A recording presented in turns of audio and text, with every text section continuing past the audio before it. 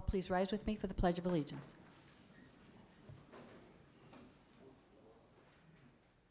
I pledge allegiance to the flag of the United States of America and to the republic for which it stands, one nation, under God, indivisible, with liberty and justice for all.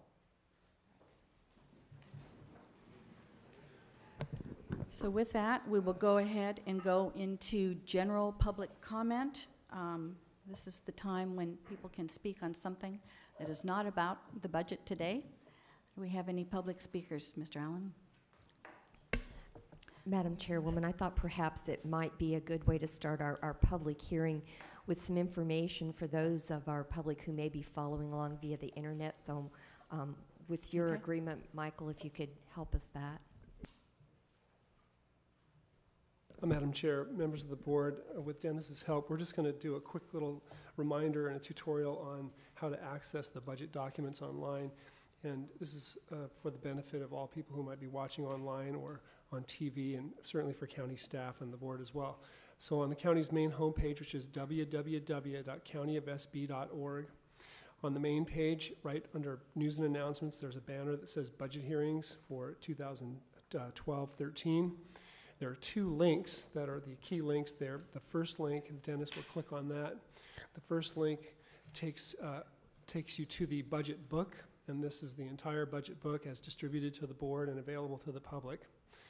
And then the second link takes you to all of the budget hearing documents, and this is the budget binder. Basically, all of the tabs here on the internet correspond to the tabs in the budget binder, and here you'll find the budget hearing schedule, the inquiry forms, the agenda, and all the presentations from the various departments. So we just wanted to do that really quickly to remind everybody how to access those documents. Thank you. All right, should we go forward then with public comment? Madam Chair, members of the board, we have two requests to speak. We'll start with Robin Barber, to be followed by Mr. Caldwell.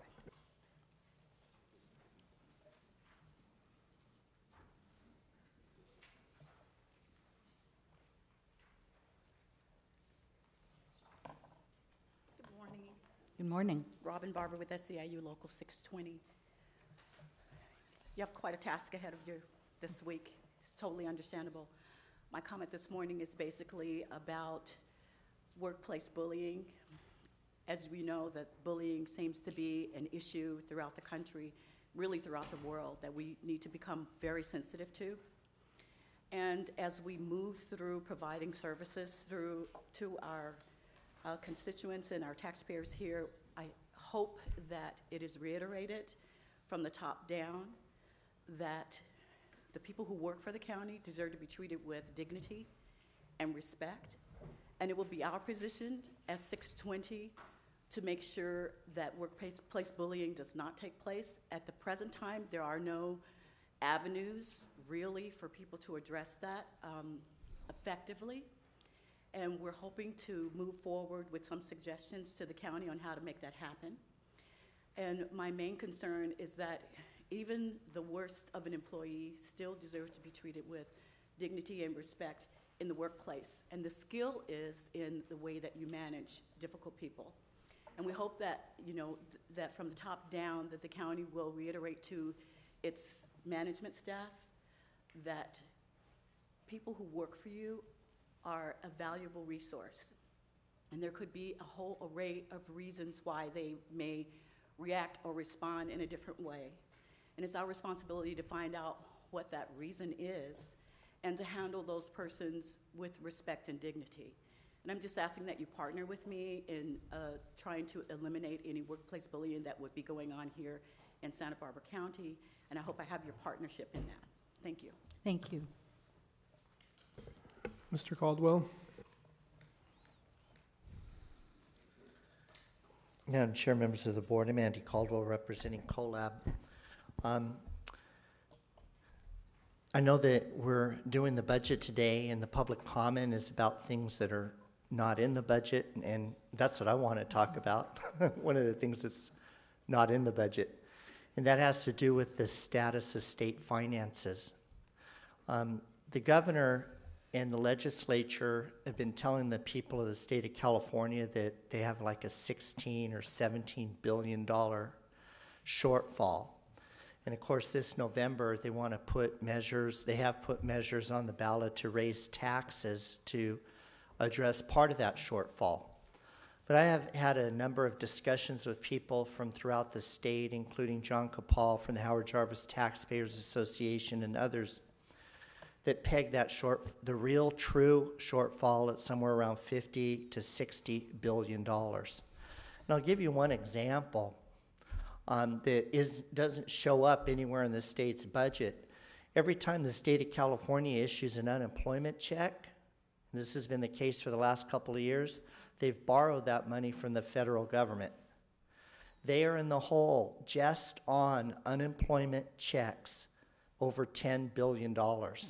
And they are going to have to pay that money back, and they're going to have to start paying interest on that money. That's just one example. And, you know, the bottom line here is I've come up with this phrase to describe your budget process as kind of looking through a keyhole. Well, one of the things that's really missing, and I've read it from cover to cover, is the impacts of the state shortfall. As you know, since the way back when with ERAF, they have taken hundreds of millions of dollars out of your coffers, hundreds of millions. And we believe they're going to be taking more by the end of this coming fiscal year. So we think that that should be something you should discuss sometime this week, albeit I don't know to what degree it's been scheduled because I can't tell. And I'd also hope, Madam Chair, in years past, including when Naomi was the chair, I was often given the consideration that when you bunch 3 to 5 departments together, that I wasn't limited to 3 minutes, which comes out to about 40 seconds each. And I would hope that we could have that same consideration. If you want to hear a quick Naomi story, or you're afraid? Only if it's nice, Mr. Caldwell. Well, I'm going to tell you, as you know, we didn't get along politically. But I do agree that, especially once Centeno got on board, the tenor of the board completely shifted. And Naomi was one of those people, one of the only people that could tell somebody that they didn't agree with the word they said, but they said it in such a way that it sounded like "have a nice day." And I never could figure out how she did it, but she pulled it off on a weekly basis. And she was somebody that, you know, from my perspective, having been in the public during those 12 years, she knew her stuff. Thank you. Thank you, Mr. Caldwell. Okay, and that's the end of the initial public comment time. And so we'll go ahead and we'll begin with our budget overview by CEO Waller and Budget Director Tom Alvarez. Thank you, Ms. Waller? Chairwoman and members of the board. Fiscal year 2011-12 has been a year of challenges for our county as we continue to struggle through what has been the worst economic recession since the Great Depression. When combined with state budget shortfalls, program realignment, escalating retirement costs, and ongoing economic uncertainty, we are facing deep structural and long-standing fiscal problems. Our departments are committed to maintaining fiscal stability, and in this environment, that unfortunately means the need to continue to identify and reduce or eliminate non-core discretionary services, as well as to scale back other services to reflect available funding. These choices are difficult and many times force decisions between programs that have long-term value and those that we are legally mandated to provide. Decisions must be made that balance both current and future needs of our community. Even during these challenging times, staff continues to find innovative service solutions to provide the best services possible. I'd like to share with you some examples. We have completed negotiations with all general non-public safety labor groups that reduce current and future year salary and benefit obligations and begin pension reform by creating a lower-cost retirement plan for new non-public safety employees. We have implemented department consolidations and process improvements designed to deliver more effective services to the public while reducing overhead expenses. We've explored strategies for revenue enhancement. We've conducted a comprehensive analysis on the effectiveness of the fire department. According to the report, additional financial resources are required to meet operational and capital needs in the years ahead. To meet these needs, your board recently approved a property tax transfer to provide additional funding to the fire district.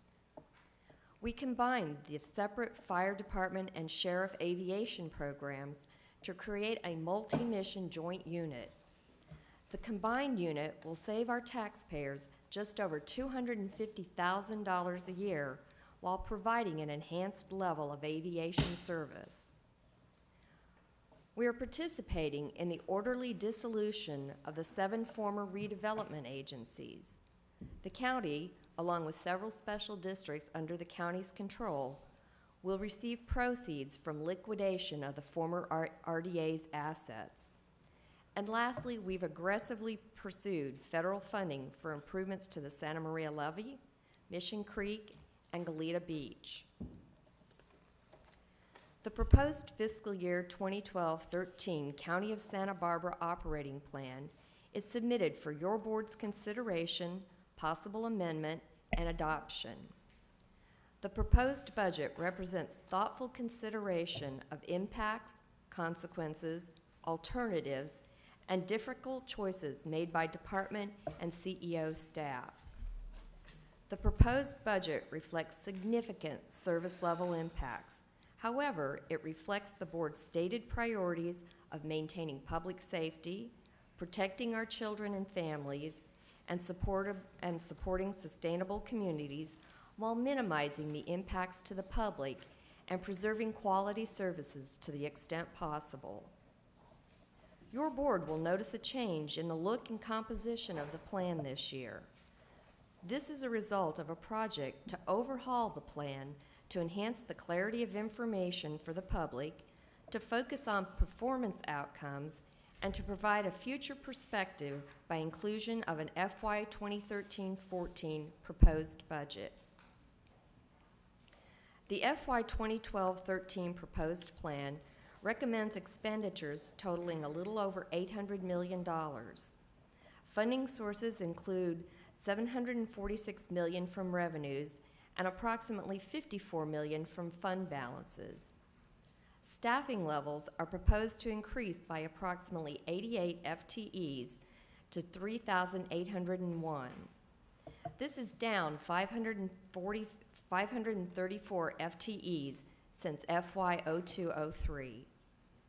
The increase in recommended FTEs is primarily in public safety departments related to AB 109 public safety realignment, and in the health and public assistant departments based on available federal and state funding.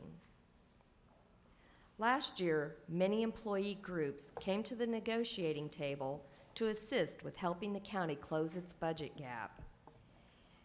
In total, they offered salary and benefit concessions, which will result in approximately $15 million of savings in 2012-13.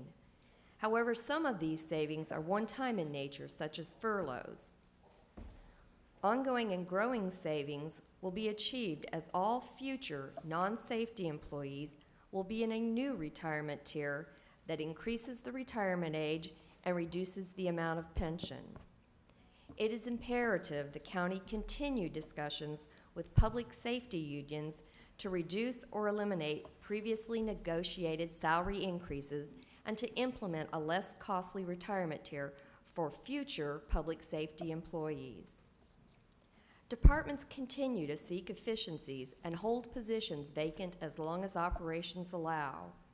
This results in one-time savings which can be used to mitigate future year impacts. Additionally, some departments continue to have fund balance although greatly reduced from previous years, which can be used to maintain services for a period of time. Even with all that has been done to manage and reduce costs, a budget gap is projected for the upcoming fiscal year that must be closed. It will be necessary to reduce service levels in several departments, including sheriff, clerk recorder assessor, community services, alcohol, drug, and mental services, the ag commissioner, planning and development, fire, and the treasurer tax collector. These reductions will be discussed in detail during each department's budget presentation. A yet undefined and quantified concern is the continuing fiscal crisis the state is grappling with and what the likely impact to the county will be. State actions could translate into millions of dollars in lost revenue and or substantial additional workload, especially in the county's health and public services and public safety departments. The near-term financial impacts of dissolution of the 7 redevelopment agencies within Santa Barbara County are still unknown. This uncertainty is exacerbated by ongoing litigation and legislation which seeks to clarify or overturn State Department of Finance decisions. Oversight boards representing the major taxing entities in each former RDA have been appointed to wind down the operations, determine each former RDA's enforceable obligations, and return the remaining tax increment to taxing entities. It is anticipated this process will continue over the next several months. Upon satisfaction of all former RDA enforceable obligations, which could take as long as 30 years, it is estimated the county and its dependent districts will receive approximately $9.4 million of tax monies that had previously been directed to the 7 RDAs. Employee salary and benefit costs, including retirement and health care, continue to rise, especially with public safety members. The end result is less services at a higher cost. The magnitude of projected deficits in 2012-13 and future years requires substantial changes in both spending and revenue. The Board of Supervisors will need to make significant policy decisions and prioritize difficult budget choices.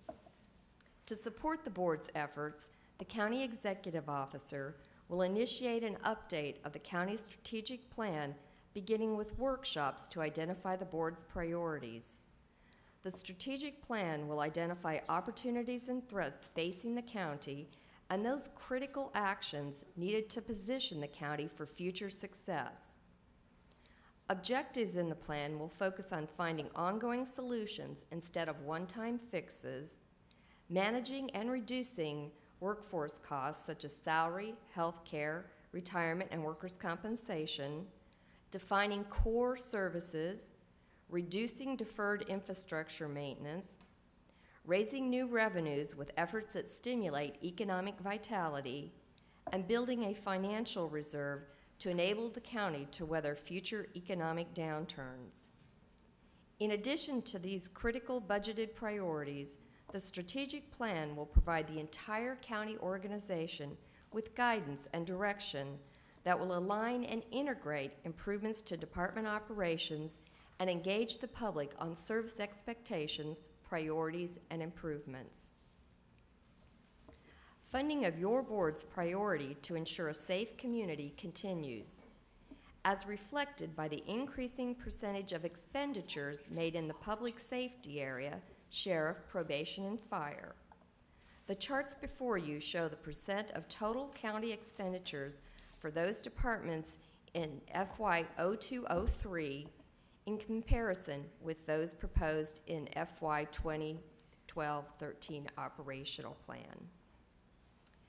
This shift of funding to address priority needs has resulted in a critical underfunding of community resources departments such as community services, planning and development, and agriculture, and internal support services including the auditor controller, clerk recorder assessor, general services, and treasurer tax collector. Further reductions in funding and staffing for these programs will result in the deterioration of the quality of life so valued by Santa Barbara County residents and a weakening of good government systems that will significantly increase the risk of financial losses from the lack of staff to manage and maintain public infrastructure, appraise property, collect taxes, and ensure the fiscal integrity of county activities. In recognition of continued expenditure growth outpacing revenue growth, strong fiscal planning is crucial to assure core services can be maintained over the next several years. There are areas that will require significant funding in future budgets. Fire. The Citygate report on fire department operations found that current revenue sources are not projected to rise fast enough to keep up with the increasing cost of providing the current level of fire services. Additionally, funding for needed capital projects has not been identified. To begin to address this need, your board recently approved a tax transfer from the County General Fund to the Fire District to provide sufficient resources for current and enhanced levels of service in the future. The transfer will replace the Fire District's proposed $5.9 million general fund contribution with a tax base and thereafter 25% of the tax increment until the Fire District's share reaches 17%. 10 years from now, the tax transfer will be providing approximately $60 million per year to the Fire District that will help meet the cost of providing fire services and solve their unmet capital project needs. The Sheriff. Public safety is one of your board's core values, and the need for a new jail has been well documented over the past 2 decades. This budget proposes a solution that will set aside general fund discretionary revenue over a period of 10 years to fund the $17 million needed for future jail operations in 2017-18. The FY 12-13 recommended budget includes a $2 million set-aside for future jail operations. Deferred maintenance of county facilities. Maintaining the county's infrastructure in a safe and functional condition is essential to protect our taxpayers' assessments such as buildings and parks. Timely repair of our roads facilitates movement of people and goods, which supports economic vitality in our county. Additionally, failure to address critical infrastructure increases future costs for repair. The current backlog of maintenance needs in our county totals approximately $30 million for buildings, $24 million for parks, and $250 million for roadways. Alcohol, drug, and mental health services. Conducting the proposed alcohol, drug, and mental health services operational review will provide a comprehensive analysis of inpatient and outpatient clinic service delivery options and identify additional efficiencies and cost-saving measures to enhance the overall delivery of a spectrum of services provided by the department. The majority of revenues in ADMHS have historically been related to Medi-Cal expenses. The state reporting, claiming, and reimbursement system for Medi-Cal is very complex and subject to significant adjustment long after the end of the current budgeted year. As a result, ADMHS has incurred significant unbudgeted costs over the past decade. There remains the risk of ongoing state audit adjustments and therefore the establishment of reserves for such potential liabilities should be considered. Retirement costs. The employer's share of retirement costs are set by the Santa Barbara County Board of Retirement, SB-SARES, and are paid by the county. The annual county contribution has increased by $85 million, nearly 230% over the past 10 years. Increases anticipated in FY 13-14 were reduced by the recent SB-SARES action to keep the assumed rate of return at 7.75%. However, It is anticipated that the next SB SARES actuarial study will again indicate a need for a rate of return to drop to 7.5% or lower. To prepare for this near certainty, it is recommended a reserve of $4 million be considered in FY 13-14. FY 2012-13 will be a challenging year for your board to achieve fiscal sustainability and provide for the increasing demand for public services. The proposed 12-13 County of Santa Barbara operating plan will meet this goal. There are many proposed reductions in this budget that were difficult and even distressing for the departments and the executive office to recommend. In many cases, services are reduced to only those levels that are legally mandated. Many good programs having long-term benefits are not being recommended for funding as we struggle to provide at least minimal resources to maintain core public services and mandates. Nice-to-have programs are virtually eliminated in the proposed budget. However, even with the total proposed reductions necessary to balance the 12-13 budget, the county will continue to provide many important and valued functions. Public safety will remain our #1 priority. We will protect those most vulnerable of our citizens, especially children, and we will strive to ensure the sustainability of our communities and their quality of life. Equally important is the ability of your board to see into the future and prepare for the even greater challenges to be faced in 2013-14 and beyond. Over the course of the next several budget cycles, your board will need to demonstrate its commitment to address the structural deficit in revenues to fund expenditures. The board must avoid the cliffs caused by dependence on one-time funding solutions and steer a course that leads the county towards ongoing revenues that adequately fund needed services while setting aside reserves for addressing deferred infrastructure maintenance, future economic downturns, and other unexpected costs. The county executive officer recommends that any new funding that becomes available in 12-13 and beyond, such as unanticipated growth in ongoing revenue streams like property and sales taxes, be used to reduce the one-time fund use and to fund deferred maintenance projects. FY 12-13 is a year to position the county to take on the challenges of the future. As an organization, we are already looking to 2013-14 and predicting a gap of $18 to $20 million. Through the strategic planning process, the County of Santa Barbara will take steps to look into the future to determine the action steps required to align the available resources with the public service expectations. This is a time for vision, imagination, and creativity, and the organization stands ready to address the challenges ahead. We will succeed. In summary, the proposed 12-13 operating budget can best be described as cutting away some bone. The new reality of severely limited revenue and growing costs demands that we rethink the old assumptions used in developing previous budgets. I will now turn the presentation to Tom Alvarez, CEO Budget Director, who will describe the process used in developing the 12-13 proposed budget and summary information included in the budget.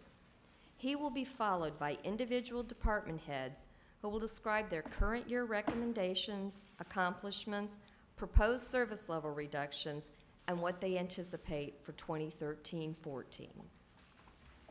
Thank you, Ms. Chandra. Wallach. Excuse me. Go ahead. Thank you, Chandra, and good morning, Chair Farr, members of the board. As CEO Waller mentioned, I will be providing an overview of this week's schedule and an overview of the county's budget.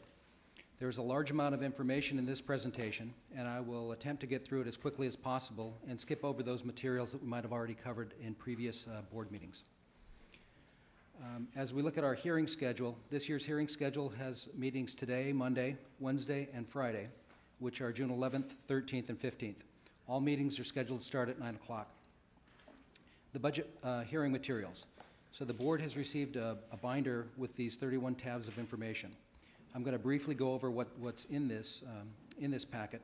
Tab 1 is the hearing schedule, and the point we want to make to the public and to the staff is that it's important to understand that we have a schedule with times that are estimates only, and these are our best estimates, but actual times will vary, so we recommend that staff and the public check the progress on TV or online to gauge when their item will be heard. Tab number 2 is for budget inquiry forms. Those will be coming to the board throughout the week, and we'll again use the color coding to differentiate each day's distribution. Tab number 3 are the board letters, which provide an overview of the 12-13 budget, a brief description of the budget process, and the recommended action that we're requesting the board to take. These include the board letter for the successor agency to the former RDA. Tabs 4 through 7 are the final budget adjustments, the ongoing grants and contracts, as well as the resolutions. Let's see. Tab number 8 is the current presentation that we're giving.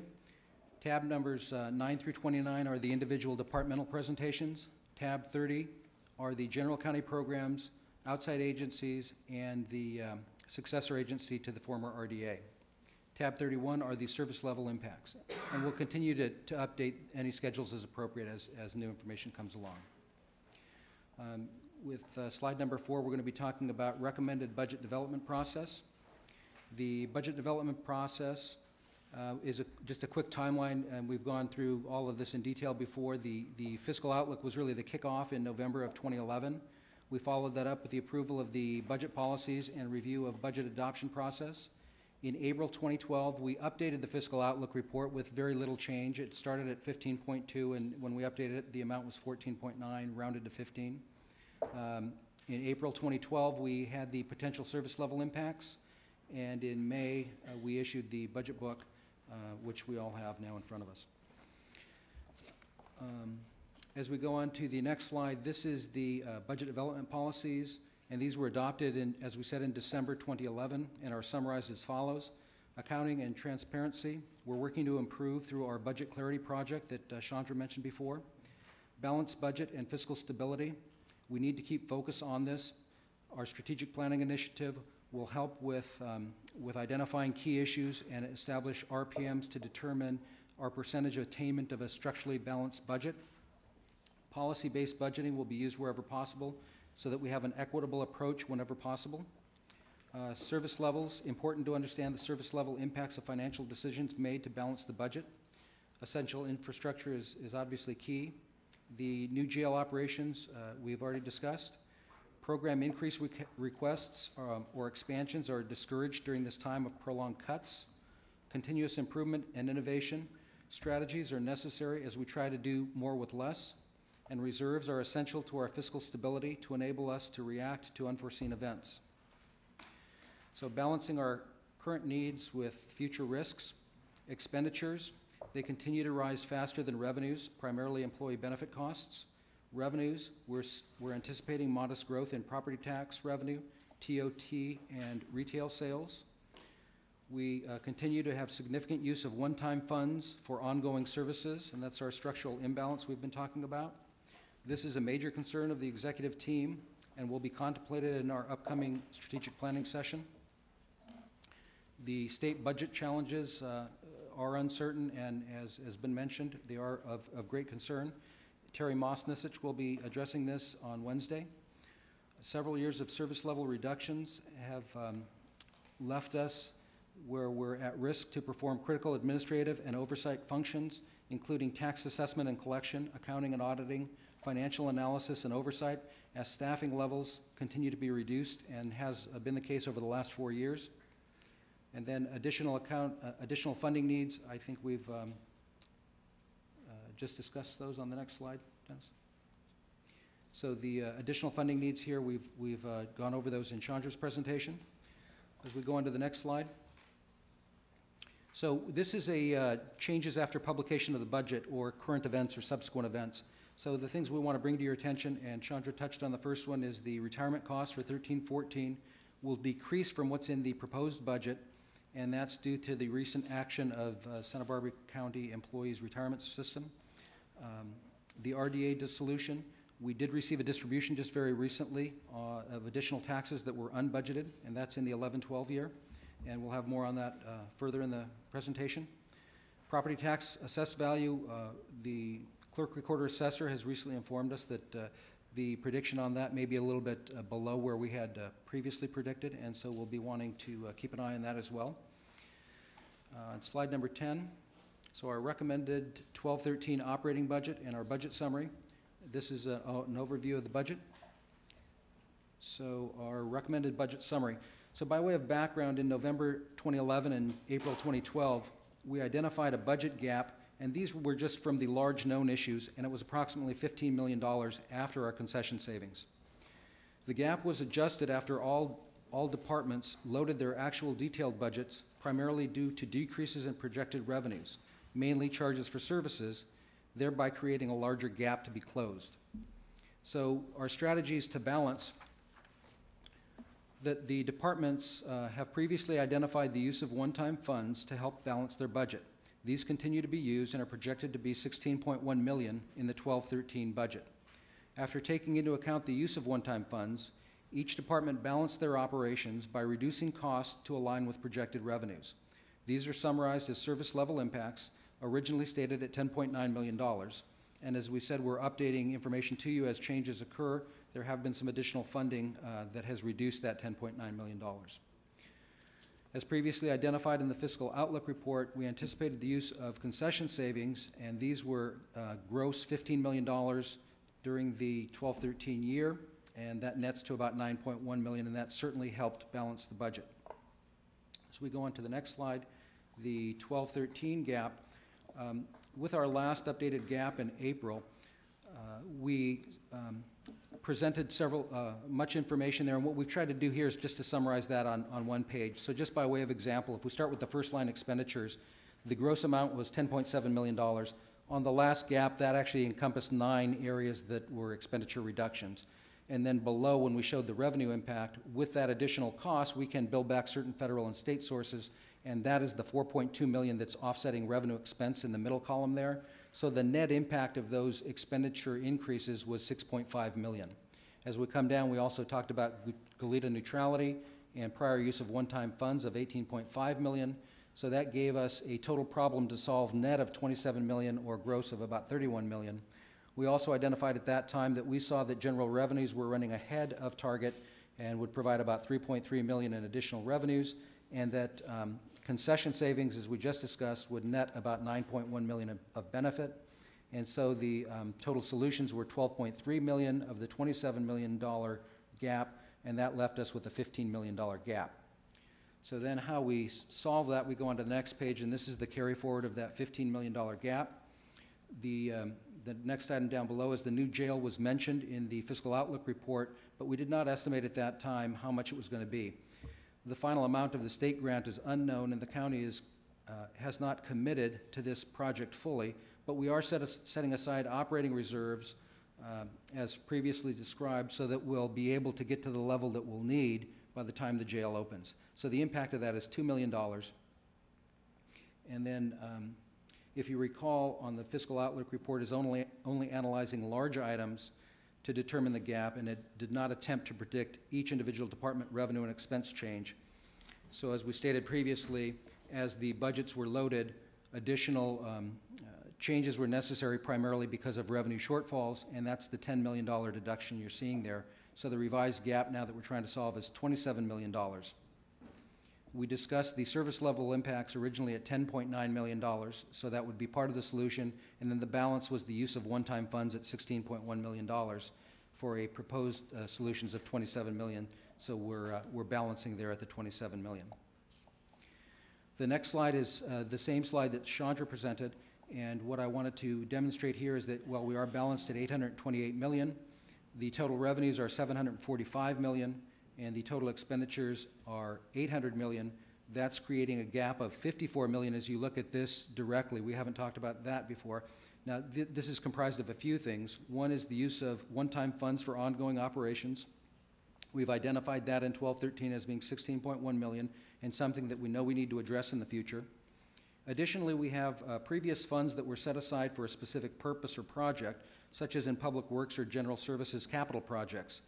And these are normal activities, so that's going to be part of this. We'll get money in, in the earlier years, we got ARA funds and so forth, and then they're spent over time. And so that's a normal activity. And then lastly, we have a designation of funds for future periods, such as the jail. So as we reduce our dependence on one-time funds, we should see this gap as well closing. This is just a quick presentation of the use of one-time funds for ongoing operations at $16.1 million in our 12-13 budget. That represents 2% of our expenditures, and you can see that we have got 98% from ongoing activities. The next slide is revenue by source, and in this slide we see our major sources of revenues. You can see that federal and state revenues of 36%, such as funding of social services, public health, mental health, and AB 109 public safety, are the largest portion of this pie.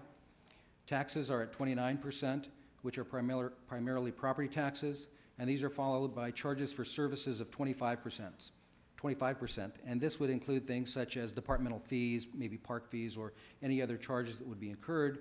It would include Medi-Cal for public health and mental health, and then sheriff services for providing their services to other jurisdictions. The next slide is showing expenditures by functional group. This is a comparative pie chart which shows the allocation of total county expenditures by functional group.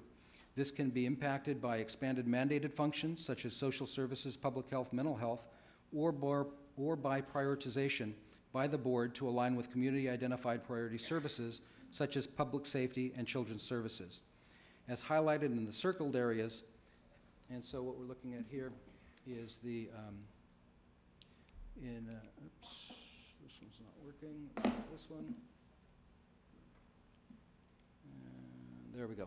So this is the health and public safety, and I apologize to the public, the percentages are fairly low. It's going from 36 here to over here, it's going to 38 for health and public safety. Thank you, Dennis. And then as we look at public safety has grown from 22% to 26%. Public safety increase is in large part due to the increase in general fund dollars and can be seen on the next slide. Thank you. On this side, this is the same slide that CEO Waller had presented, and we're looking at a comparative pie chart that shows the county allocated its discretionary revenues in 0203 versus 1213. And so the 0203 is on the left, 1213 on the right, and what we've highlighted here is the public safety, and that's where the arrow is, at 34% in 0203, and that was $48 million at the time, increasing to 97 million or 50% as we go over to 1213. The largest element is the Sheriff's Department, which has increased from 34 million to 69 million, and that's included in the public safety. Thus, this falls into one of the priority funding that we're seeing. The next slide is pension contributions. Madam Chair, Supervisor Cromwell. Mr. Alvarez, I'm sorry to break up your wonderful flowing presentation. If you could go back to that slide, general fund, please. You mentioned public safety and how it's going from 34 to 50% general fund. Can you also touch on the law and justice? Because many would say that that is public safety just in a slightly different public safety category, just so that the public and even ourselves get a better appreciation of what that includes, law and justice. Law and justice was the only other functional group that did increase, and within law and justice we're going to have the DA, public defender, and courts. I'm sorry. Thank you. I was well scripted, and so, yeah. Madam Chair, and I just raised that because when we talk about public safety, it's actually bigger than 50%. It's 64%. And I think that's a more accurate picture to paint for the public. 64% of the general fund goes to public safety. That's correct. Thank you, Supervisor Carbajal. And actually, I'm going to ask the board if we can just kind of hold our questions now till Mr. Alvarez gets through. Thank you. Go ahead. Slide number 19, we're looking at pension contributions now. This slide shows the dramatic increase in pension costs over the past 10 years. County contributions to pension costs have been the fastest growing element of cost increases and were significantly impacted by investment losses in 2008 and 2009 as the recession took hold. The $18.2 million jump in fiscal 13-14 is due to two primary factors. One, anticipated returns below the target of 7.75 in the current year, and two, a decrease in the assumed ultimate rate of return from 7.75 to 7.5%, as previously recommended by the actuarial report. Subsequent to the preparation of the budget book, the Santa Barbara County Employees Retirement System voted not to reduce the assumed rate of return at this time. We are analyzing the impact of not changing the assumed rate of return, and our first analysis indicates it will reduce the required county contribution by approximately $10 million in fiscal year 13-14. This is an internal county estimate, and the actual amount will be calculated by the plan's actuary and based on the rate of return and several other assumptions. There's a tremendous number of assumptions that go into that calculation. A final note is that we believe it prudent to slowly reduce the assumed rate of return, and that once 8-9 losses have been fully funded, some or all of the element of current contribution may be utilized and set aside in funding to allow for a lower assumed rate of return over time. As we look at the next slide, this is average cost per employee over a 10-year trend, and actually this slide number 20 through 23 look at cost per employee in several different ways. We believe this understanding is important because labor costs are the largest expenditure element of the budget at $474 million in the recommended 12-13 budget, and that represents 62% of non-capital costs. These costs have been increasing on a per employee basis at an unsustainable rate. So on this slide 20, the bar chart displays the increasing cost of labor to the county over time through 11-12. For consistency, we've used in prior periods the adopted budgets and not the final actuals, so that it would be more in line with what we're looking at as far as the adopted for 11-12 and recommended for 12-13. The decrease we're seeing in 12-13 reflects the employee concessions in effect for the adopted budget for 12-13. The reduced cost for concessions will also lower the ultimate costs in 11-12. Again, 11-12 was the adopted before we had the concessions, so those numbers will come down as we look at our actual figures. And we estimate that about $4,000 per employee will be the impact in 11-12 of those concessions. So it will be more in line, it'll actually be very much in line with the 12-13 column. On this next slide now, we're using that same information, and we're starting with 2005-06 just to be able to have it a little more presentable here. And we're segregating the retirement costs to identify retirement costs as a portion of total labor costs. So you can see that the total cost per employee increased $37,000 per employee over the 8-year period, of which retirement was $18,000, or half of the increase. For retirement, this increase represents 150% of retirement costs over that 8-year period, or about 19% per year. The balance of the increase, about $19,000 per employee, reflects a 25% increase, or about 3% per year, for non-retirement costs, which includes health care, workers' compensation, and overtime, as well as their base compensation. And some of these other costs that we talked about, health care, workers' comp, and so forth, generally increase at a higher rate than salary costs. During tight budgetary times, we also find that overtime is used to avoid increasing the base of employees with benefits. A closing comment on the slide is that the increasing cost per employees that has occurred every year since at least looking at the 03-04 period is projected to decrease in both retirement and other costs on a per employee basis in 13-14. And as I previously described, as we adjust the actuals for 11-12 for the concessions, we should see very similar reduction there. So it'd be the first time that costs have not gone up. As we look at the next slide, this is the average cost per FTE, safety versus non-safety. Knowing that retirement cost control is an essential element of attaining structurally balanced budget, this schedule displays the difference in cost per employee of safety versus non-safety employees. It's important to note that the data is displayed by department, thus the safety departments include non-safety administrative personnel, which tend to lower the average cost per employee. Cost per safety members would therefore be expected to exceed the amount shown on this schedule.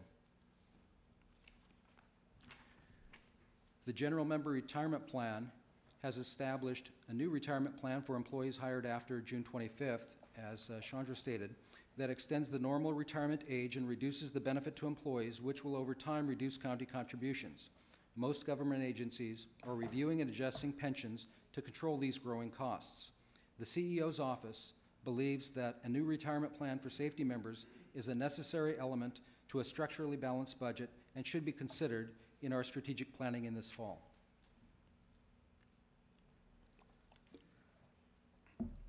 This next slide shows the average cost per FTE by functional group and is our final view of the cost per employee. As you can see, the cost per employee for executive, law and justice, which are mostly attorneys, and safety costs are all about the same level at about $148,000 per employee. The next slide is a 10-year staffing trend. This slide shows the decreasing number of adopted full-time equivalent employees over the past 10 years. And for members of the public, FTE or full-time equivalent employee would be, if you have 2 half-time employees, that would equal or be counted as 1 full-time equivalent position.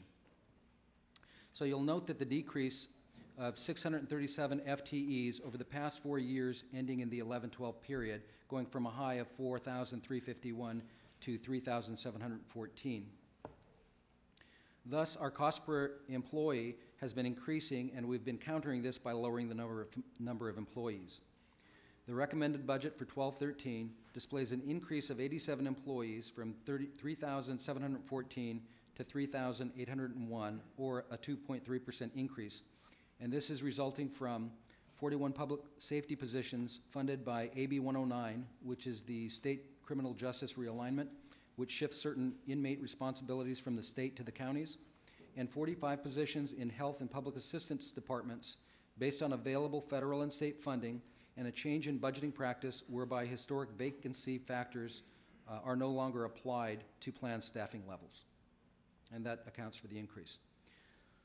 On this slide, we're looking at key general fund discretionary fund balances, and these are the key accounts that we've looked at over time. I'm not going to spend much time on this. What we did is we updated this form for some recent events, so I'll just go ahead and move on to the next slide, which is very similar in nature. And so the way this reads is we have the items down the left, so we've got capital, roads, litigation, salary and benefit reductions, and other accounts going down the left side. Across the top, we show what the balance is that we believe we're going to end the current year with, so that would be this column here, is the estimated ending balance, and then we're proposing to add balances or funding for these in the next year, and these are the proposed or expected utilization of those. And this would be the ending balance, so we'll be projecting to end at $37.6 million of these reserve balances and ending at $38 million in the 12-13 period.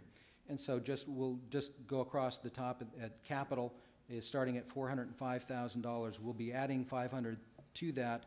At this point, there's no identified use of that, but there is a lot of activity that's occurring with department moves and so forth that may require some capital spending. I would like to focus your attention on salary and benefits. This $6 million, almost $6.2 million, that is the net general fund portion of concession savings achieved in fiscal year 11-12 that we have set aside, and we anticipate that that will be needed to balance the 13-14 year as some of these concessions expire. Deferred maintenance, we started at $1.8 million. We're adding $2.8 million, and our usage is planned at $2 million for next year. That's $500,000 for parks, $1.5 million identified for general services. Part of our next year's planning process is to really look at our capital process, deferred and capital maintenance items, to determine what really is the highest priority. This will allow us some flexibility to maybe tackle some large projects that have been sitting out there where funding hasn't been achieved in prior years. The audit exception is the identified mental health items, which are anticipated to, which recently has been adjusted and is anticipated to be the balance that we will be needing. New jail operations we've talked about. Program restoration, this is a little bit of funding that was not used in last year's expansion programs. The contingencies, we have identified this amount in contingencies. Very little has been used this year, so that's why we're projecting to end with a $1.3 million balance. We'll again propose adding $500,000 to that, have identified some uses right now at $301,000, so that we project that at the end of next year we'll be at $1.5 million. And the last element in here is the strategic reserve. We project that we're going to be ending at $21.8 million, and just depending on how things flow, we'll come back and reevaluate that I would like to mention on the strategic reserve that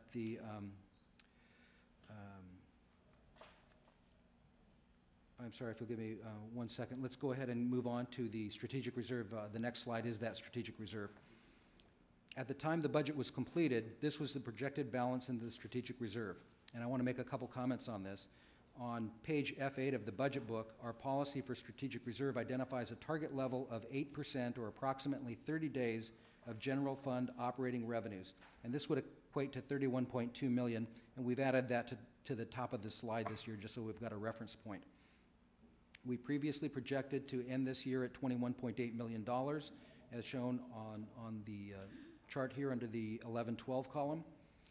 The currently projected balance at the end of 11-12 is anticipated to improve due to the recent receipt of $2.1 million from the dissolution of the former RDA. We recommend this be added to the strategic reserve as the amount may change subject to pending litigation and legislation. Also, the projected favorable results in general revenues, principally property tax, TOT, and retail sales, would also improve this year's ending balance. And we last estimated that in the third quarter report at about $1.6 million of general revenues that would be available. Based on the last two comments I've made, the adjusted strategic reserve will improve to almost $25.5 million at the end of this fiscal year, which would be the highest point that the strategic reserve has ended a year at.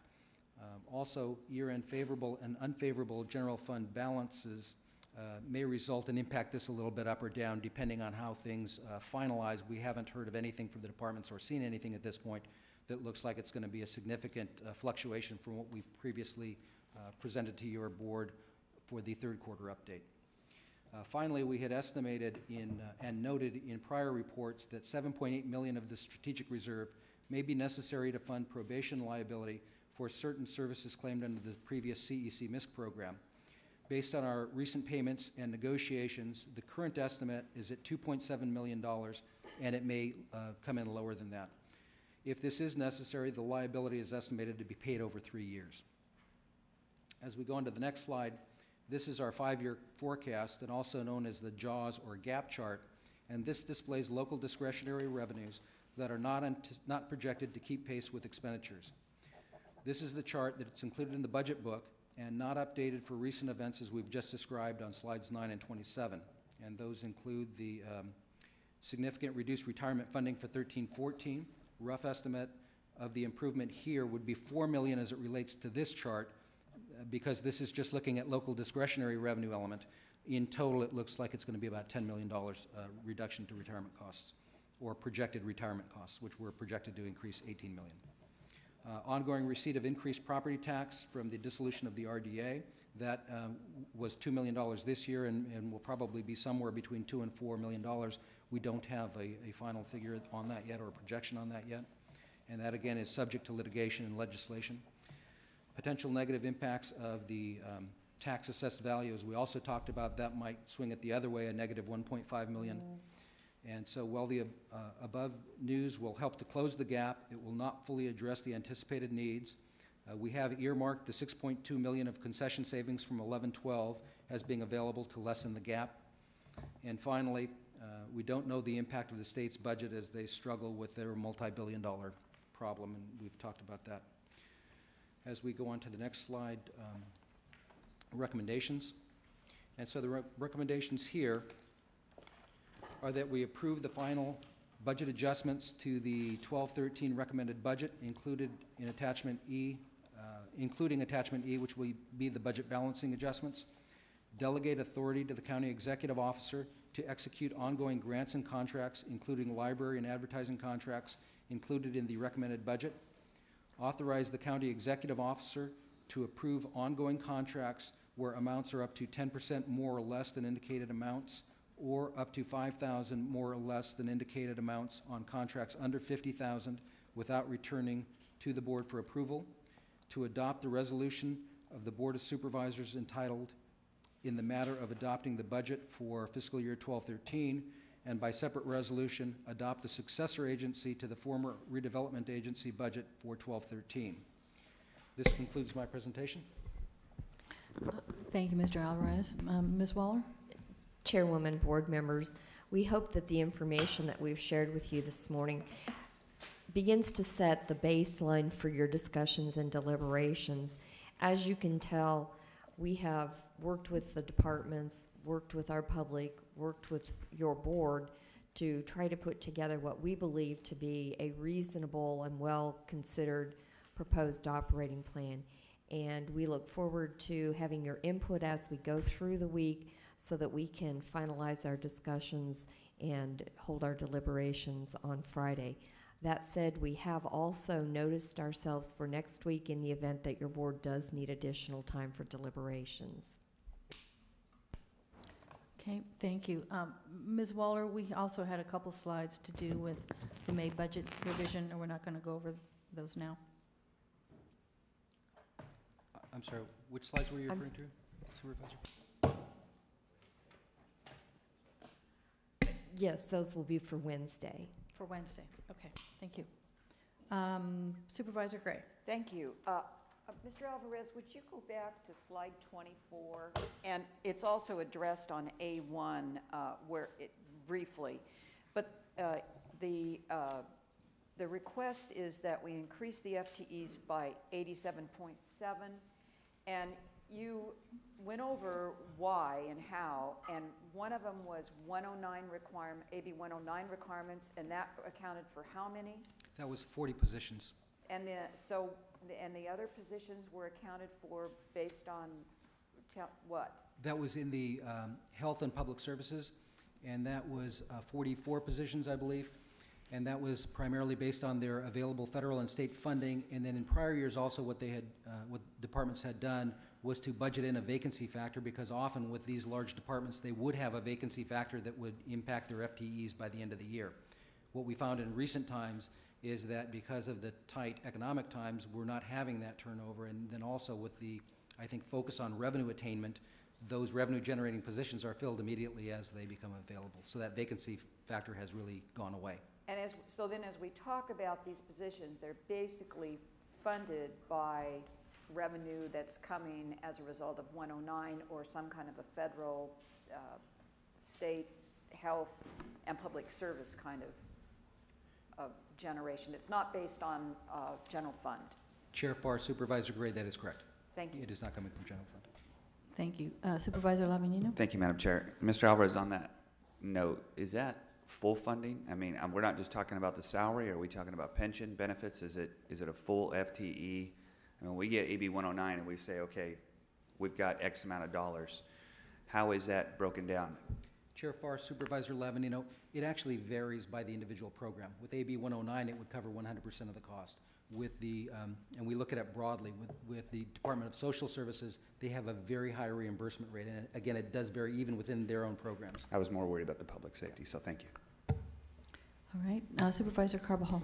Thank you. I just wanted to really thank our CEO and Mr. Alvarez for just doing an extraordinary job of presenting this budget. It was very easy to follow, very easy to understand, and certainly, besides it making it easier on us, I think the viewing public probably will greatly appreciate just the way it was done, and it was very thorough. And CEO Waller, I just think it was an extraordinary job of teeing up our budget hearings and deliberations the way you did. So congratulations on a very good process you've established. Thank you, Supervisor. And one thing that I should make mention of, we also this year, working with our internal SBC TV staff, prepared a short 15 to 20 minute what I would call Budget 101, and that's also on our website. And I have found it to be a wonderful visual to walk the public through how we put together a budget and what the components are. So I had failed to mention that to start with, but would encourage our public to take a look at that. I think it was really a very helpful video. Thank you. Supervisor Wolf. Thank you, Madam Chair. And I want to thank both of you as well, and all of the folks out here, the department heads who've helped put together this budget. Notwithstanding that, though, I do have some questions and concerns. You know, there's always been a few budget principles that I've maintained and held as a supervisor. One of those is to be really careful and strategic in how we balance the budget. And I know you've talked about the issue of not using one-time funds. We are continuing to do that to a lesser degree. So I think it's important that we address that because we are going to have to be looking at revenue enhancements. And in that regard, there was discussion about, in the budget book, about the board exploring increases of TOT. And I don't recall a specific item where we talked about that. There was a mention of it when we talked about the oil severance tax, but not a full discussion about increasing the TOT. So I do think that that whole issue, as we look at the strategic plan, is going to obviously need to be addressed. One of the slides that was shown, slide 5, talked about the board's priorities, and I think you were pretty much right on target. But the thing that is concerning to me is that there are certain proposed cuts in human services, homeless contracts, mental health beds, that pro-pay, that seem contrary to what the board did last year. And so I'm trying to reconcile the notion of board priorities with some of those suggested cuts. Now I know that you might say, well, some of them are not mandated, and I understand that, but they were still a priority last year. It'll be interesting to see if they're still a priority this year for the board. But I just found that to be interesting. Another issue that I want to talk about is that, and this goes back to the economic development issue as being a priority, something I just stated about the TOT. You've mentioned it quite a bit, but yet in our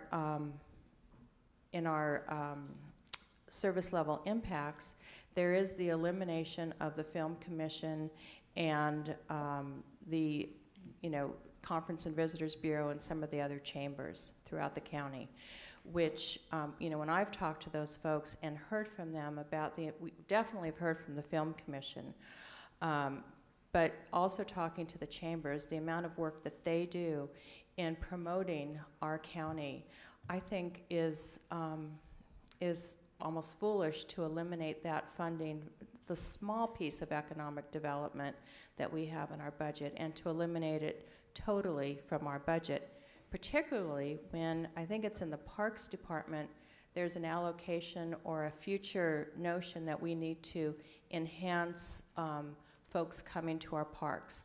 So why would we reinvent the wheel? Let's look to the people who are already doing it, and in my opinion, doing a good job. So what I'm seeing in the budget is,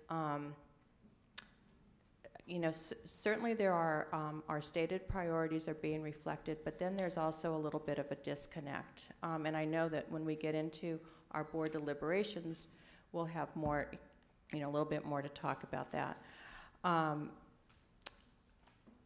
I think that when going back to my principles about eliminating programs that serve a useful purpose and serve people who depend on some of our social services and mental health services, I worry about making cuts to those programs. I also worry about and consider it a principle of not eliminating positions that will have a negative impact on our residents and will only have a short-term financial benefit with potential long-term harm. And I think even within our service level impacts, we see some of those. I'm also concerned that in your presentation, there was discussions about deferred maintenance, capital, the amount of money that we've seen decrease from our employees. But I didn't hear a statement about the importance of the work that our employees do. And as they make up, I think it was, you said 60% of our budget, I think a statement needs to be made about, and we are a service organization, a statement does need to be made about what they have given up, and not just that, but also what they do on a day-to-day basis, and the morale of our employees. I think, again, as we move into the strategic plan, we're going to have to make a specific point about focusing a little bit more on the value of our employees. In the budget book, you know, we got a lot of kind of negative information, but I do think that there's a couple bright spots in the budget book. And one has to do, it's in section F5, and we may not ever get to this, but I think it's important for the public to know that, and this, Mr. Filati is here, and people from Mr. Hagan is here, and I think the county needs to be proud of the fact that we have a debt limit that we could go up to $786 million, yet our debt in the county is $92 million. And we've been lowering that debt limit, and that our bond rating continues to be at the highest level of municipalities. And that's pretty incredible. You know, just reading in today's paper what some counties are experiencing. And I think we need to be, I think we have been very prudent. We've been making cuts. Our employees have been making sacrifices. We've maintained a really strong rating. We just need to, as we move forward in our deliberations today, in this week, is to make sure that what cuts we make are strategic. We also, and I can't emphasize this enough, is to say that as soon as possible, we need to get information about what our revenues are. And I think, Mr. Alvarez, you mentioned in your presentation that there may be an increase in TOT. We talked about the RDA. But what I would hate to have happen is what happened at our last year's budget. When we went through all of our deliberations, and I think it was within a month, we found out that we had the $4.5 million surplus, which is great. And we put it in our strategic reserve. But it's really important that we get the numbers as close as we can to the actual numbers as we're doing our deliberations. And I think that goes to some of the changes that we're seeing in our service level impacts. From when we first got it maybe a week ago, it was $10 million, and now it's about $8 million. So somewhere, you know, someone found almost $2 million to offset some of those cuts. So I want to make sure that when we are at the end of this week, that we know as close as we can what is our financial situation, because it keeps changing. So with that, we will hear from the public. Thank you, Madam Chair. Thank you. Supervisor Wolf, Supervisor Gray? Mine is a procedural, or just are the slides that you presented, Mr. Alvarez, identified as tab 8, is that the only place those are? They're not in I couldn't find many of those in the budget book. So if the public wants to see them, is where I'm Chair going. Farr, Supervisor Gray, they are not in the budget book. The slides are in the budget hearing materials, and those can be found online. Right, I can find those online, okay, but Yes. I wasn't, those are so good. Thank you. It's just so good. Thank you. Thank you. I have a couple of questions before we go to the public. The first is, you went through a whole lot of wonderful information, Mr. Alvarez, in a very expedited fashion, and I appreciate that, but there's a couple things I want to go back and understand better. First, on slide 14, which is the budget summary, designated for future use, recommended for this year's $28 million. Can you break that down? Yes. I'm sorry, if you could repeat the line that says designated for future use, recommended for fiscal year 12-13 at $28 million. What makes up that? Chair Farr, I don't have the detail in front of me. I could certainly get that for you. It would be where we set aside money for the new jail. Those would be designated for future use. Where we looked at the slide where we showed all our key designation accounts, including strategic reserve, the jail, and so forth, all that $6.5 million that you saw on that schedule would be included in that $28 million. Okay, well, why don't we just, because that was my next question, so why don't we just go ahead and go to that slide, Okay. which is, I think, number 26. So where am I finding the 28 million here? What do I add up to find the 28 million? Chair Farr, you won't see the entire amount here. These are only key general fund discretionary balances that we wanted to highlight. The proposed amount of increases in next year would be a portion of that 28 million, but you might also have something in prior years, mental health had large amounts of MHSA money that came in at the end of the year. One year we got $12 million in at the last minute. That was designated for future use. That would go in there. We get grant money. We get, and other projects where we have capital money that is not fully spent, that all goes into being set aside for future use. So it kind of flows from one year to the next. But that flow, as we looked at the prior schedule, the summary of the budget, Dennis, and I don't remember the slide number there. If you can get us back there, we were just there a second ago, the one we started from. 14. Right here, as you can see, the amount of money that was set aside here was much higher, and it's been going down, and that has to do with money coming in. This was, I believe, that period where we did get that 12 million of MHSA money. It was not spent in this year, so it came in here. It would flow down into here and then flow into the next year for use. Be used a little bit at a time. And also, we had a lot of ARA money, I think, that was still coming in at that point. Okay.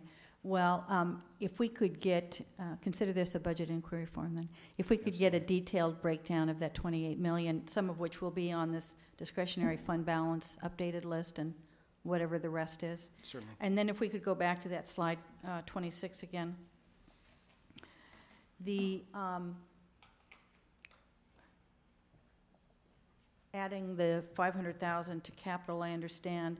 The 500,000 to roads, considering all the needs that we have for roads in our county, I'm wondering why you're still projecting that balance at 500,000 at the end of the fiscal year. The way this works is that the 500,000 is set aside and it's identified by, I think, road mile within districts, and those funds are allocated as emergencies or really necessary activities occur. And what you can see for the current year, we predict that we will have used the entire 500,000 allocation in the current year. And so we anticipate we'll use it again next year. We just haven't identified it to a specific department or region and so forth. So we anticipate that will be used for road repair. Well, I do too, and that's why I guess I thought it would be zero. All right, and then going down on the salary and benefit reductions, the 6.1 million, in your presentation, you said that you thought that all of that was going to be needed to balance at the end of this fiscal year, and yet you're still showing it there at the end. So can you explain that? Yes, Chair Farr, we had said that would be necessary, we believe, for fiscal year 13-14, not 12-13. So not this coming year, but the following year thereafter, when we were projecting that the retirement costs were going to increase so significantly. Okay, so you're anticipating not needing to use any of that money during the 12-13 year, that it will still be pretty much sitting there to roll over into 13-14? That is correct. Okay. And then the program restoration, 183, that was money that we designated last year and then just didn't use all of it. That's correct, and I think this, we'll check on that, but I believe this was tied to probation, and with some change there, it wasn't necessary. Okay. And then on... Chairwoman, I do have a bit of clarification on that one. If I recall correctly, they actually got some grants that they were able to use instead of going into those dollars. So they remain there unallocated and undistributed at this point. Okay. Thank you. And then on the strategic reserve, you said something about the strategic reserve going to 25 million. And this is still showing it at the almost 22 million. So I missed that part of the explanation about what money was going to end up being rolled over into the strategic reserve to raise it to 25 million. Yes, there were two very recent events. One was the dissolution of the former RDA, which generated $2.1 million. And that was in 11-12? That just occurred, I think the distribution was about a week ago. Okay, but that is for the 11-12 year. That is for the 11-12 year. Mm-hmm. And then the other item was that, as we presented in the the last quarterly update, we believe that general revenues will be positive by $1.6 million. And so I added that in. There are also other positives, such as the Sheriff's Department, which has received a lot of AB 109 money. That money is being rolled over to reduce some of their otherwise service level impacts. And so as you look at that, I believe the $28 million of designated for future use, that would be exactly where those funds and how they would roll through. Okay, thank you. And then my last question for now is actually to CEO Waller. You had mentioned that, talking about the future funding coming in from the dissolution of all of the RDAs, that at some point in time the county could anticipate maybe over $9 million coming in, but also that this is going to take perhaps as long as 30 years for all of this to be resolved. So what are you anticipating the growth of that to be if it was 2.1 this year and 11-12 going forward, maybe this coming fiscal year, $2 to $4 million? I mean, is it gradually going to be increasing to the 9 million? How are you estimating that? Chairwoman, we would anticipate it would gradually grow as the enforceable obligations of the former RDAs went away. So for instance, as their bonds were paid off, some of those dollars would begin flowing to the county.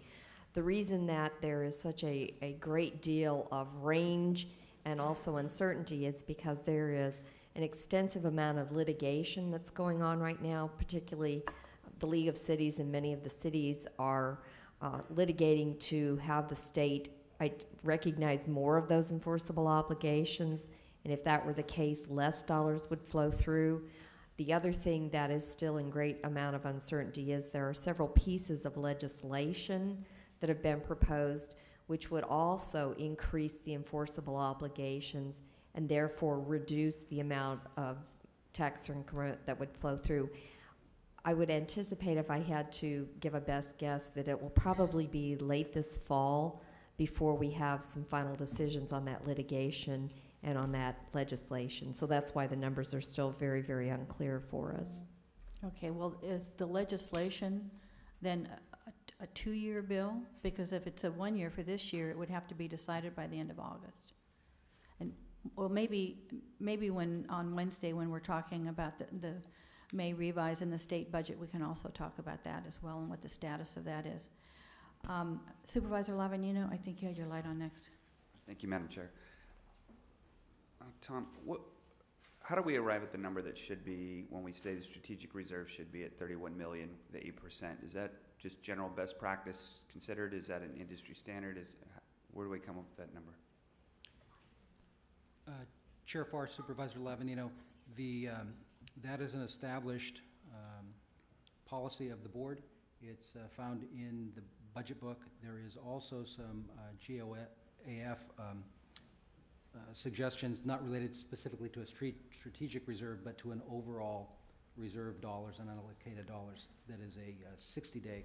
And we looked at that when we went through the TRAN document, and we were in line with that as well. And then can you just brief explanation for me is difference between contingency and strategic reserve?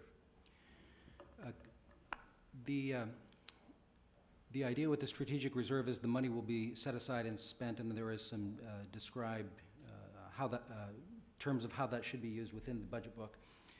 To prevent us from going in, because things do come up every year, time after time, we want to have some flexibility to address the unknown, and that's what we use the contingency. So long-term, short-term. Exactly. Okay, thank you. Supervisor Wolf, and then Supervisor Gray. Thank you.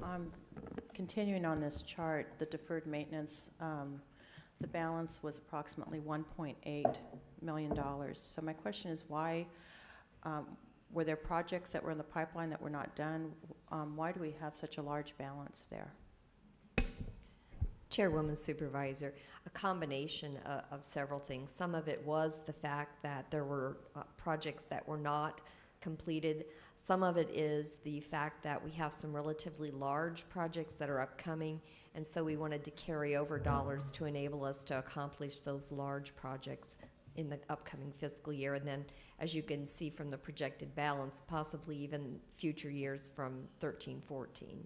Okay. And actually, one of the questions I'd submitted was for a detailed accounting of where we are proposing to spend that money. So we'll get that information. On the RDA piece, we haven't talked about any of the litigation in closed session that might be forthcoming. So that's pretty theoretical at this point. Chairwoman Supervisor, most of that litigation is actually on behalf of the cities, because the cities, for the most part, are the ones that had fairly large expenditures and fairly large increments that they're arguing about. So for the most part, our county and our particular successor agency doesn't have those same issues, which is why we haven't brought it to you for discussion. So we're pretty certain then, because this is money that's already been distributed, the 2.2 million. And I think it's important to note that the fire district is getting almost $300,000 in RDA funding. And that money, well, I guess we'll hear from the fire chief, but that's new money to the county that wasn't anticipated, I would imagine, when the budget book was developed. Is that accurate? Chairwoman Supervisor, that is accurate. As Mr. Alvarez indicated, the distribution only came last week, so we weren't aware when we put together the budget that those dollars would be flowing to the fire district. Okay, and the fire chief will address that? Yes. Okay, all right, thank you. Thank you. Supervisor Gray. Thank you. My comment just has to do with the RDA situation and the enforceable obligations. I was in a meeting 2 weeks ago with Director of Finance, and it may not have a huge impact with us, but it's going to have a huge impact statewide. And she basically is taking a very hard line interpretation on what is an enforceable obligation. And it has to be basically in writing and contracted to. So if that has any kind of implication on how we analyze that, it's very clear. And she was in the meeting, and so was the governor. So they are not giving an inch on what is an enforceable obligation. And just to follow up on that before I turn to Supervisor Wolf again, when Public Works makes their presentation, I'm going to be asking some questions so that I and the full board and the public have the most recent information about how this is affecting Isla Vista and what was happening with Public Works projects there in partnership with the RDA, because that is affecting us very directly right now. It's huge. Supervisor Wolf? Thank you. I just have to, after maybe being a little critical, I also want to thank you, CEO Waller and Ms. Ball. I'm sure you're out here somewhere. There you are, Renee. And Mr. Geis's office and everyone else who was incredible in working out these RDA issues. I think the work that you did on behalf of the county was outstanding and a lot of work, and it came at a time when you were trying to, what you did, put together a budget for us. And the amount of work was incredible. So, and I think the results, at least from my observations, have been very fair. And as Supervisor Gray said, I think the state is taking this very seriously. We're hearing from the court decisions and legislation that this is the way it is. But anyway, I want to thank you just from a local county level for all of the work that you've done. Thank you. Oh, and I think there was someone else on your team. Mr. Morgantini, was he our representative? Mr. Briggs, Aaron Briggs as well, has been very helpful. Thank you. As has Heather Fletcher with the Auditor Controller, and many others that I'm sure I'm forgetting to mention, but those, I believe, were the main players in the effort. Yeah, it's been a huge effort, and I certainly would like to echo my thanks, not just for all the work on RDA, but for all the work on the budget. I do think that it's been an excellent presentation, and I'm looking forward to the discussion as we go forward. So we do have one public speaker. I understand Mr. Caldwell. You'll have up to 5 minutes, and then the board will be taking a break until 11. Madam Chair, members of the board, thank you. I thought the presentation this morning was excellent. We are concerned, though. We know that the budget is in transition, and hopefully next year and in future years, all the detail is going to be restored, but we are disappointed. There's probably between 100 to 200 pages less in this year's budget book than have been in all years past. So you only get an overview In years past, I used to bring up the public health department's failed appointment rates. That kind of stuff's not in there anymore. And that could be important for you to be able to pinpoint problems. I do want to commend Ms. Waller. I'm going to just read verbatim a few points that came out of the CEO's intro that summarizes, in our opinion, what's going on right now. You're getting less service at a higher cost. The decline of growth in property and tax-related revenues while increasing salary and benefit costs. Closing the gap will require services to shrink, employees to be compensated less, and or new revenue sources or services to be created from economic development, natural growth of the economy, fee increases, and or voter-approved tax increases. One of the things that's completely missing, and has been missing each and every single year, and it's also missing from economic forecast projects.